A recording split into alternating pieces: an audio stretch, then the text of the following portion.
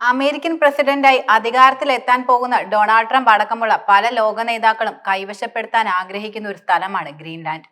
ലോകത്തിലെ ഏറ്റവും വലിയ ദ്വീപാണ് ഈ സ്ഥലം. മാത്രമല്ല ഇവിടെ ഏകദേശം 56,000 പേര് മാത്രമാണ് ജീവിക്കുന്നത്.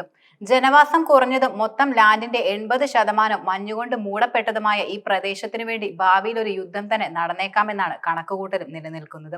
സ്വന്തമായൊരു രാജ്യമല്ലാതെ ഡെൻമാർക്കിന്റെ കീഴിൽ സ്വയം ഭരണാവകാശമുള്ള ദ്വീപാണിത്.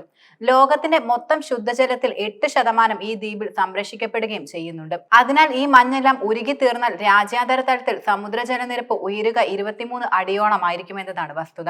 അങ്ങനെ സംഭവിക്കുകയാണെങ്കിൽ ലോകാവസാനത്തിലേക്ക് പോലും നയിക്കുന്നതത്ര നാശനഷ്ടങ്ങളായിരിക്കും ലോകത്ത് സംഭവിക്കാൻ പോകുന്നത്. അതുകൊണ്ട് ഇവിടുത്തെ മഞ്ഞുരുകൽ എന്നത് ഗവേഷകർക്കിടയിൽ നിലനിൽക്കുന്ന ഒരു പേടി സ്വപ്നമാണ്. പല ലോക രാജ്യങ്ങളുടെയും നോട്ടമുള്ള തന്ത്രപ്രധാനമായ ഒരു സ്ഥലം കൂടിയാണ് ഗ്രീൻലാൻഡ്. കാനഡയും പനാമ കനാലിനെയും അധീനതയിലാക്കാൻ ശ്രമിക്കുന്ന ട്രംപിന് മുന്നിൽ ഉയർന്നു വന്ന ആഗ്രഹമാണ് ഗ്രീൻലാൻഡ് എന്നത്. ട്രംപ് ഈ ആഗ്രഹം പ്രകടിപ്പിച്ച് ആഴ്ചകൾക്ക് ശേഷം ഗ്രീൻലാൻഡ് സന്ദർശിക്കാൻ ഒരുങ്ങി നിൽക്കുകയാണിപ്പോൾ ഡൊണാൾഡ് ട്രംപ് ജൂനിയർ. ട്രംപിന്റെ വിവാദ പ്രസ്താവന ലോകം മുഴുവൻ കത്തിപ്പടർന്നിരുന്നു. പിന്നാലെയാണ് ട്രംപ് ജൂനിയറിന്റെ സന്ദർശനം എന്നത് ലോക രാഷ്ട്രങ്ങളെ വലിയ സംശയത്തിലാക്കുകയാണ്. എന്നാൽ ട്രംപിന്റെ ആ ആഗ്രഹത്തെ നേരത്തെ തന്നെ ഗ്രീൻലാൻഡ് തള്ളുകയാണ് ചെയ്തത്. തങ്ങളൊരു വിൽപ്പന ചരക്കല്ലെന്നും ഗ്രീൻലാൻഡിന്റെ ജനങ്ങളുടേതാണെന്നും ഗ്രീൻലാൻഡ് പ്രധാനമന്ത്രി മ്യൂട്ട് എഗയുടെ ട്രംപിന് മറുപടി നൽകി രംഗത്തെത്തിയിരുന്നു. എങ്കിലും തന്റെ ആഗ്രഹം വിട്ടുകളയാനുള്ള മനസ്സ് ട്രംപിനില്ല. യുക്രൈൻ റഷ്യ സംഘർഷങ്ങൾ അടക്കമുള്ള പ്രശ്നങ്ങൾ കാര്യമായി ശ്രദ്ധ ചെലുത്താത്ത വ്യക്തിയാണ് ട്രംപ്. അതിനാൽ ട്രംപ് അധികാരത്തിലെത്തിയാൽ ഉടൻ നടപ്പിലാക്കാൻ ഉദ്ദേശിക്കുന്ന പദ്ധതികളുടെ എല്ലാം തന്നെ ഏകദേശ രൂപം നൽകി കഴിഞ്ഞു. അതിൽ പ്രധാനപ്പെട്ട ഒന്നുകൂടിയാണ് ഗ്രീൻലാൻഡ് എന്നത്. അമേരിക്കൻ വ്യാപാരത്തിനും ദേശീയ സുരക്ഷാ താല്പര്യങ്ങൾക്കും അപ്പുറത്തേക്ക് തന്റെ കൈകടത്ത് എന്നത് ട്രംപ് ഇതിലൂടെയെല്ലാം ലക്ഷ്യം വെക്കുകയും ചെയ്യുന്നുണ്ട്. ഗ്രീൻലാൻഡിന്റെ ഉടമസ്ഥതയും നിയന്ത്രണവും പ്രധാന ആവശ്യമായാണ് ട്രംപ് കണക്കാക്കുന്നതെന്നും പറയാം. ഗ്രീൻലാൻഡ് വാങ്ങാനുള്ള ഡൊണാൾഡ് ട്രംപിന്റെ താല്പര്യം 2019 മുതൽ ഉണ്ടായിരുന്നു. അമേരിക്കയ്ക്ക് കാര്യമായ സാമ്പത്തികവും പാരിസ്ഥിതിക സഹായങ്ങളും ഗ്രീൻലാൻഡ് വഴി നേടാൻ കഴിയുകയും ചെയ്യും.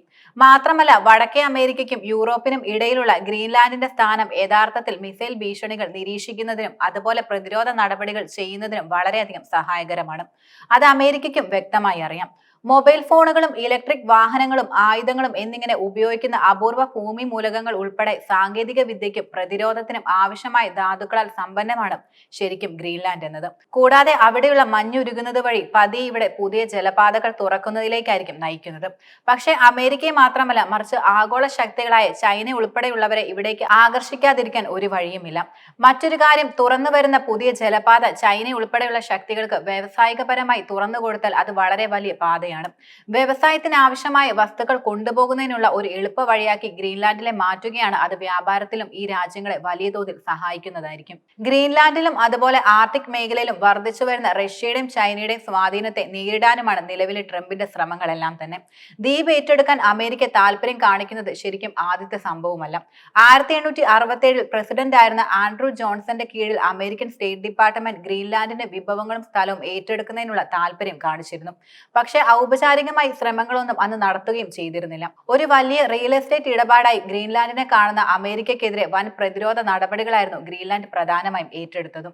ലോകരാജ്യങ്ങളെ ഗ്രീൻലാൻഡിലേക്ക് പ്രധാനമായും ആകർഷിക്കുന്നത് അവിടുത്തെ മഞ്ഞുരുകിയുണ്ടാകുന്ന ജലപാതയും അതുപോലെ എളുപ്പത്തിൽ കടന്നു ചെല്ലാൻ സാധിക്കാത്ത കരഭാഗമല്ലാത്ത ഗ്രീൻലാൻഡിലെ സമുദ്രങ്ങൾക്കിടയിലെ വലിയ തോതിലുള്ള എണ്ണ നിക്ഷേപവുമാണ്.